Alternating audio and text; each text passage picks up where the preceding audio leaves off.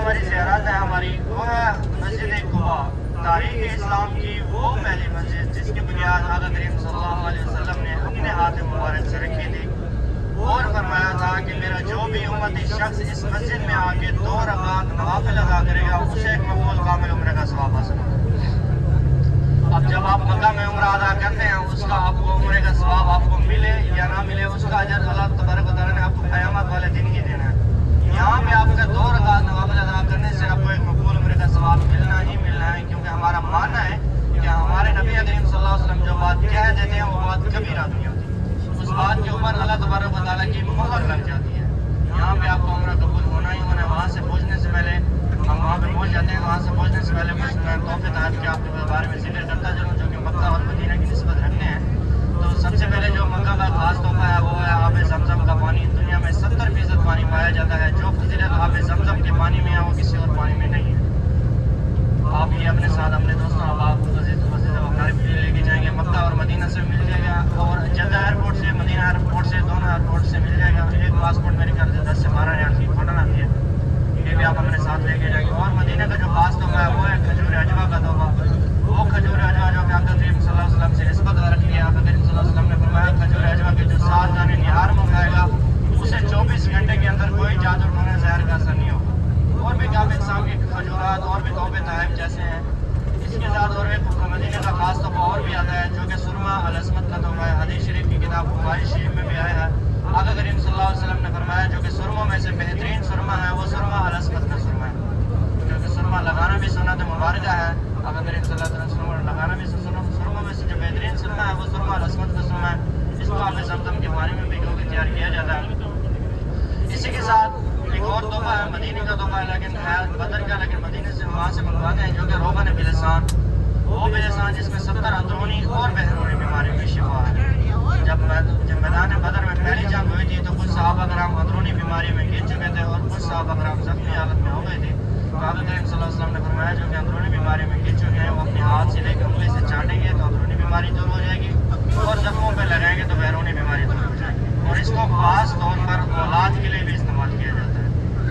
अल्लाह ना करे किसी को हर ज़बान यानी या कोई अंदरूनी बीमारी है, शुगर या हाइपरटेंशन जो भी है, इसको दूध में इस्तेमाल करें। यानी कि 1 किलो या आधा किलो दूध हो उसमें चंद ड्रॉप जो रोगन बिलसान के डालें, उसको हल्का गर्म कर लेना है, उसमें अच्छी तरह से मिक्स करके इस रोगन बिलसान को डाल के पीना है अंदरूनी बीमारी के लिए।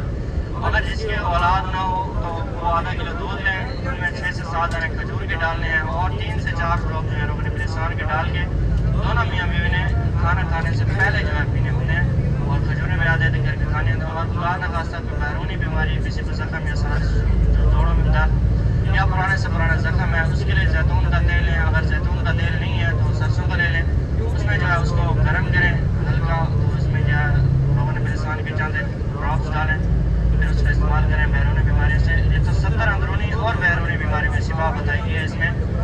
और इसलिए जो जितने मैंने आपको तोहफे तहफ़ के बारे में जिक्र किया है इनमें से जो 2 तोहफे होते हैं सुरमा अल-अस्मत और रोगन बिलसान, ये हमारे पास बस में मौजूद होते हैं आज की खिदमत के लिए। अगर आपको चाहिए हो तो मैं चक्कर लगा लेता हूँ, किसी भी को चाहिए मुझसे मिल जाएंगे। सुरमा अल-अस्मत का जो हदिया है वो 5 रियाल की एक शीशे है, अगर 3 लेंगे तो आपको 10 की मिल जाएंगी और डब्बा 40 का है जिसमें 12 पीसेज होते हैं।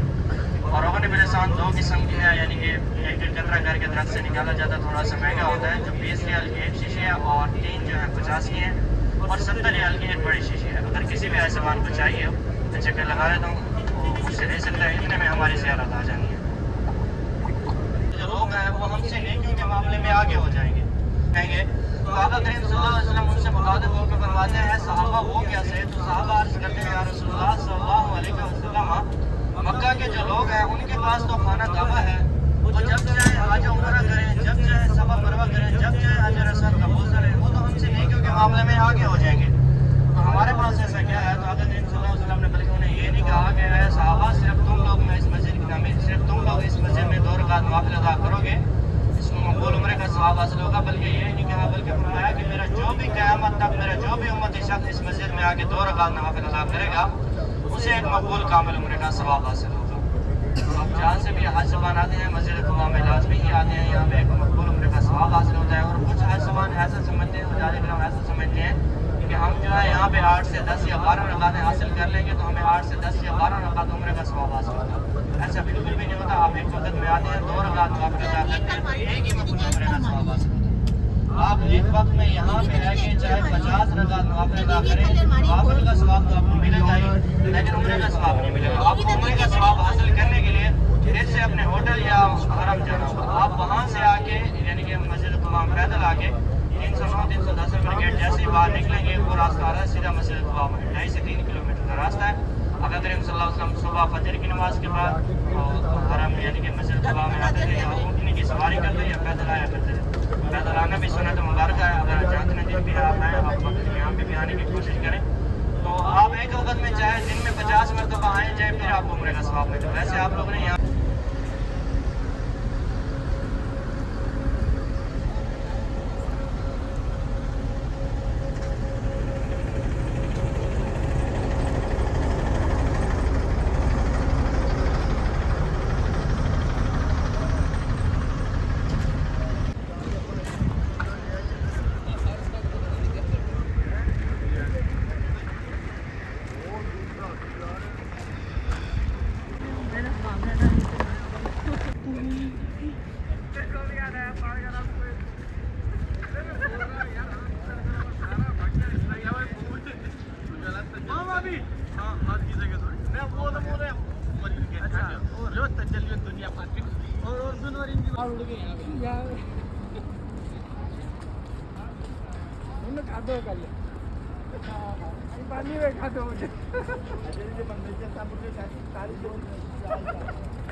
थोड़ी सी चीज लगी आग लगी उठ गया मैंने सारी का चीज मर गया